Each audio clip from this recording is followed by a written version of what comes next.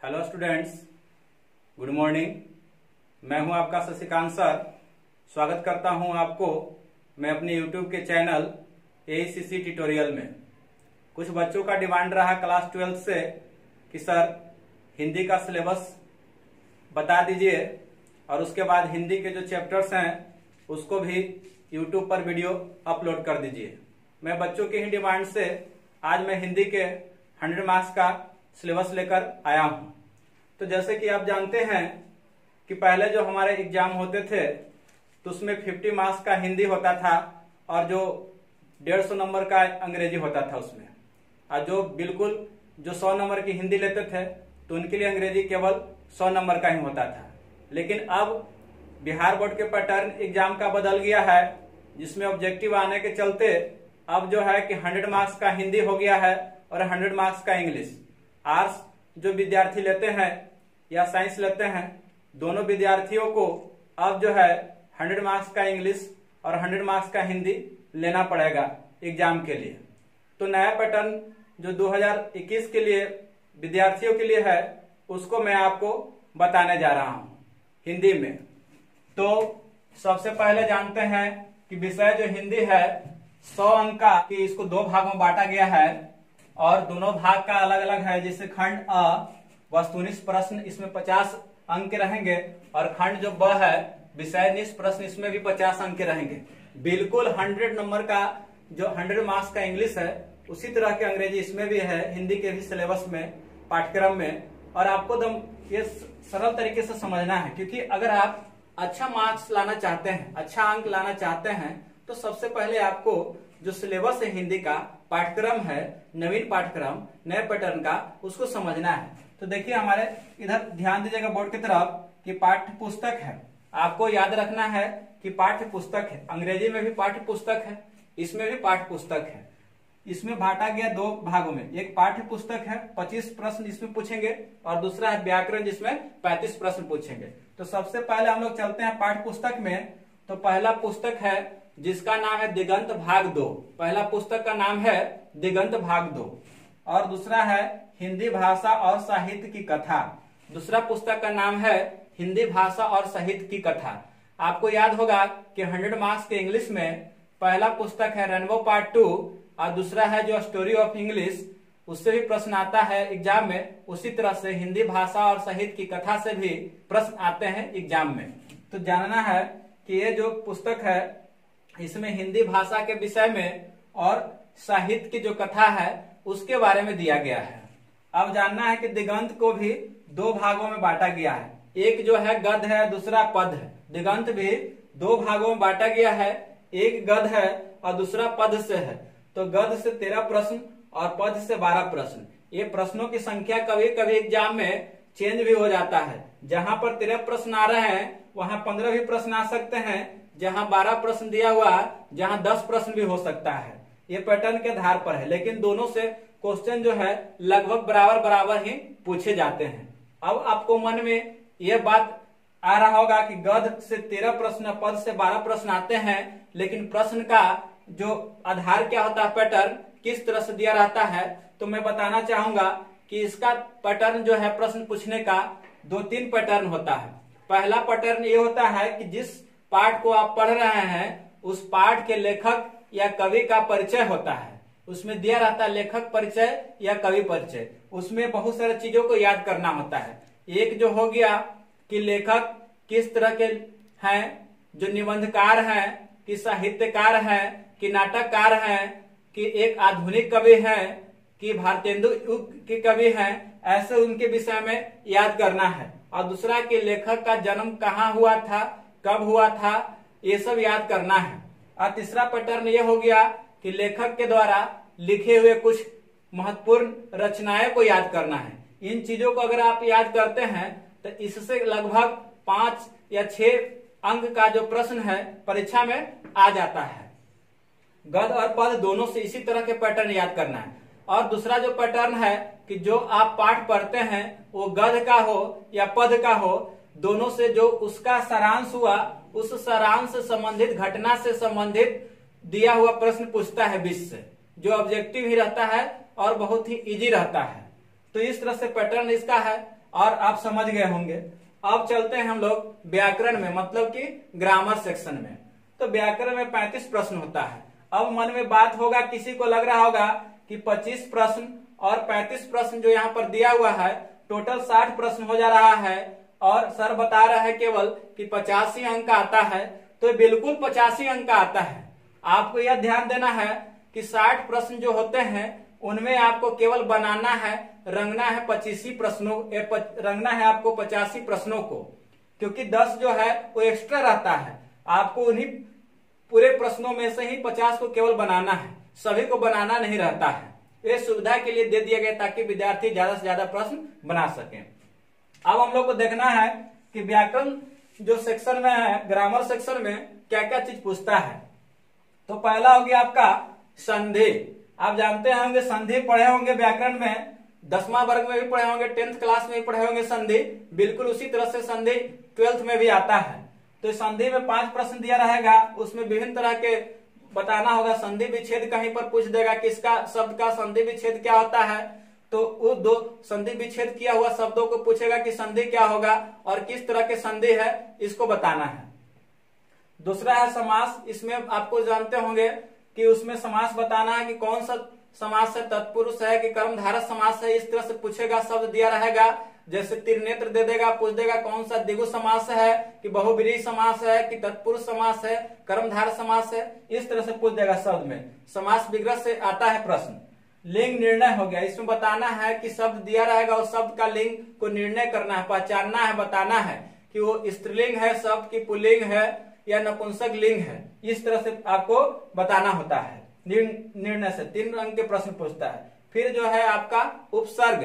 उपसर्ग आप पढ़े होंगे कि उस शब्द का ही अंश होता है, किसी शब्द के पहले लगकर उस शब्द का अर्थ और आकार को बदल देता है, वो उपसर्ग कहलाता है। उपसर्ग से आपको 2 अंक के प्रश्न पूछता है। कोई शब्द दिया रहेगा, उस शब्द में पूछेगा कि क्या उपसर्ग लगा हुआ है।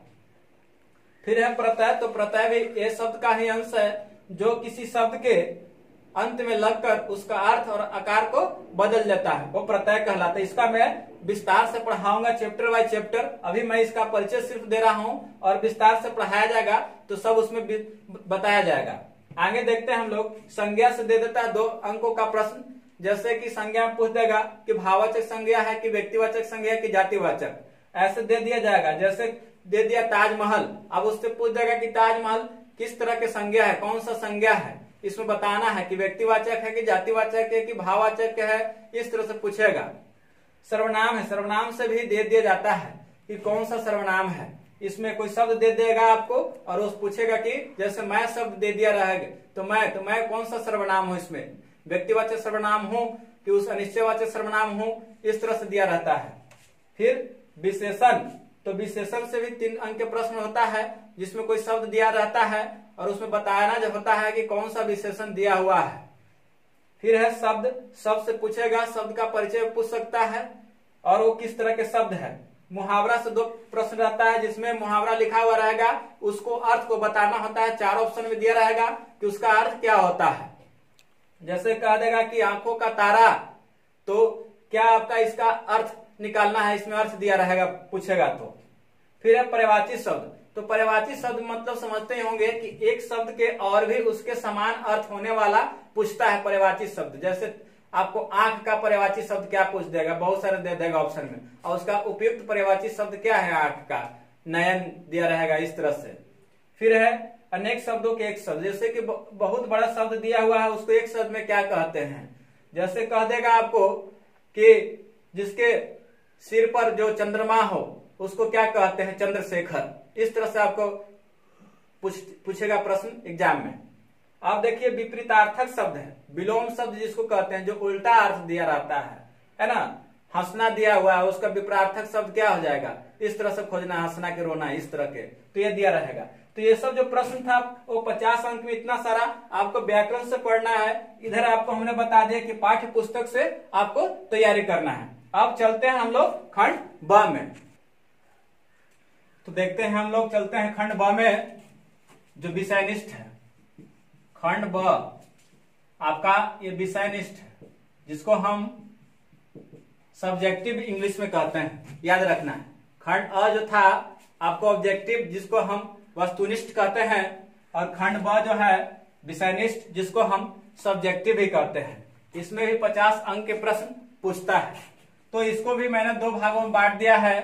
इससे भी पाठ्य पुस्तक से पूछते हैं प्रश्न, और व्याकरण से भी प्रश्न बहुत सारे इसमें आता है। तो देखना है सबसे पहले कि पाठ्य पुस्तक से है तो सप्रसंग व्याख्या याद रखना। पाठ्य पुस्तक से जो है सप्रसंग व्याख्या करने के लिए आता है, जो 2 को देना है 8 अंक का होता है। इसमें सप्रसंग व्याख्या जो है गद्य और पद दोनों सेक्शन से रहता है। 2 दिया रहेगा आपको गद्य से और 2 पद से, और दोनों में से आपको एक एक का जवाब देना है। दोनों में से एक एक का आपको बनाना है, व्याख्या करना है। तो आप जानते होंगे कि व्याख्या करने के लिए वो बहुत ही आसान तरीका होता है कि पहले उस पंक्ति जो दिया गया हो उस पंक्ति के विषय में लिखना होता है कि जो दिए हुई पंक्तियां पाठ्य पुस्तक दिगंत भाग 2 के कौन से पाठ से लिया गया है, इसके रचयिता कौन है, और इस पंक्तियों के माध्यम से कवि किस चीज को संबोधन करना चाहते हैं या क्या बतलाना चाहते हैं उसको लिखा जाता है। तो ये याद रखना है। थोड़ा सा मैं बता रहा हूं, ये सब तो बात की है क्योंकि सबको हम विस्तार से बताएंगे। अभी थोड़ा सा हम इसको हाईलाइट कर रहे हैं। फिर लघु उत्तरीय प्रश्न। जो लघु उत्तरीय प्रश्न है इसमें जो है आपको याद रखना है कि इसमें भी गद्य और पद दोनों सेक्शन से दिया रहता है, जिसमें 5 प्रश्न दिया रहेगा, 2-2 अंक का दिया रहेगा। याद रखना है 5 प्रश्न रहेंगे, 2-2 अंक रहेंगे, बनाना है 10 अंक का प्रश्न रहेगा। ऐसे तो प्रश्न बहुत सारे होते हैं लेकिन आपको बनाना है 5 का, और वो 2-2 अंक का ही रहेगा। फिर है दीर्घ उत्तरीय प्रश्न, जिसको हम लॉन्ग आंसर क्वेश्चन इंग्लिश में कहते हैं। इसको हम लोग कहते हैं ब्रीफली क्वेश्चन कहा जाता है, इसको इंग्लिश में कहा जाता है लॉन्ग आंसर क्वेश्चन। तो समझिए कि ये जो है 3 प्रश्नों का जवाब देना है, और इसमें जो है 5-5 अंक के होंगे। ये भी गद्य और पद दोनों सेक्शन से दिया जाता है, गद्य और पद दोनों सेक्शन से इसमें भी दिया जाता है। और ये टोटल जो होते हैं वो 15 अंक का प्रश्न इसमें आपको दिया रहेगा। 3 क्वेश्चन को ही बनाना है, और इसको कम से कम 80 या 100 शब्दों में जवाब देना होता है एक प्रश्नों का। तो इस तरह से कुल ये प्रश्न जो है आपको आ गया पाठ्य पुस्तक से। अब हमें देखेंगे कि टोटल जो हो गया कुल अंक कितना हो गया। तो आपको याद होना चाहिए कि 15, 10, 25 और उसके बाद 8 आ गया है, तो आपको हो गया 33 अंक हो गया। 33 अंक के इससे प्रश्न हो गए।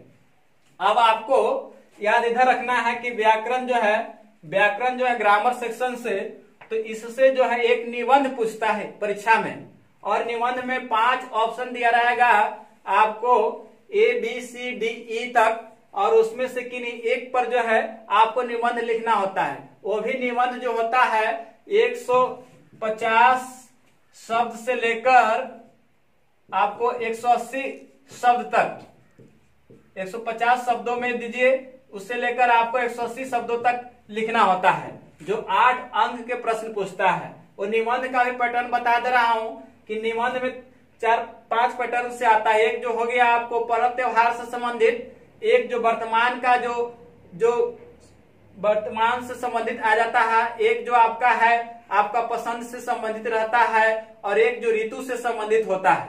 वर्तमान का मुद्दा से संबंधित जो प्रश्न जो होते हैं, जैसे जनसंख्या विस्फोट हो गया, प्रदूषण हो गया, बढ़ती हुई महंगाई हो गया, इस तरह से वर्तमान की जो करंट टॉपिक है उससे दिया हुआ रहता है। अब जो पत्र आवेदन है, इसमें आपको या तो पत्र लिखना है या आवेदन लिखना है। तो इसको इंग्लिश में कहते हैं लेटर, या इसको कहते हैं एप्लीकेशन। तो दोनों में से अथवा करके आता है, किसी एक ही को लिखना है, अथवा में आता है। वो 5 अंक का होता है। पत्र में जैसे कि आपको किसी ऐतिहासिक स्थल का वर्णन करने के लिए, किसी आमंत्रण करने के लिए पत्र में आते हैं। और आवेदन जो होता है किसी छुट्टी मंजूरी के लिए हो, या आप निःशुल्क छात्रवृत्ति से संबंधित हो, या पुस्तक मांगने के लिए हो, इस तरह से आपको आवेदन में देना होता है। अब देखिए संक्षेपण है। तो संक्षेपण क्या होता है, किसी भी दिए हुए सारांश को क्या करना है, कोई दिया हुआ है आपको एक पैराग्राफ, या कोई दिया हुआ है आपको पैसेज, जो पैसेज को पढ़कर उसी पैसेज को और शॉर्ट करना होता है, वो संक्षेपण होता है। इस संक्षेपण में एक दिया रहता है शीर्षक, आपको लिखना होता है, आपको उसका शीर्षक देना होता है। दूसरा जो होता है पॉइंट उसमें कि आपको जितना भी अगर 120 शब्द में दिया हुआ है जो आपका पैसेज वो गद्यांश, तो उस गद्यांश को आपको क्या करना है, 3 से आपको डिवाइड कर देना है, उसको 3 से भागा देकर 40 शब्द बचा, तो 40 शब्द में ही आपको संक्षेपण करना है उस गद्यांश को। तो उसमें दूसरा लिखा जाता है कि कुल शब्दों की संख्या लिखा जाता है कि कुल शब्दों की मतलब कि जो संख्या बराबर लिखा जाता है, और फिर है कि संक्षेपण में प्रयोग शब्दों की संख्या।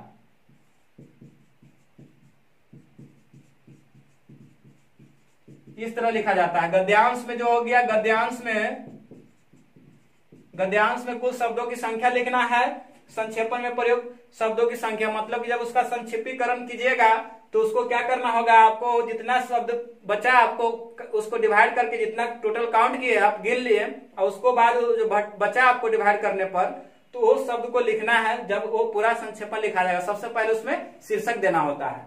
तो इस तरह से ये आपका सिलेबस था नया जो 2021 के लिए। आशा करता हूं कि आपको सिलेबस समझ में आया होगा। अगले मैं वीडियो जो है लेकर आपको जो किताब है दिगंत भाग 2 से, उसका हम गद्य खंड से आपको पहला चैप्टर का सारांश लेकर आऊंगा उसमें, और उसमें विस्तार से बताऊंगा। फिर उसके बाद व्याकरण में हम लोग चलेंगे।